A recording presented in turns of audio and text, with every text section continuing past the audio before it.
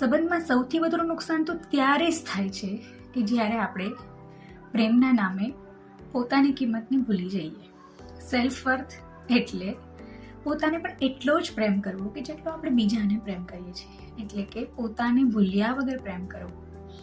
તમારી કિંમત એથી નથી નક્કી થતી કે કોઈ તમારા માટે શું કરે છે, પણ એથી નક્કી થાય છે કે તમે પોતાને કેવી રીતે ટ્રીટ કરો છો.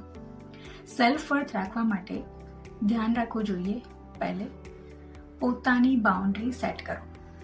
જે તમને વારંવાર દુઃખ પહોંચાડે છે એમને સ્પષ્ટ ના કહેવાની હિંમત રાખો. સેકન્ડ, વધારે કોમ્પ્રોમાઇઝ ના કરો. કોમ્પ્રોમાઇઝ સંબંધ તમને તોડી નાખે છે.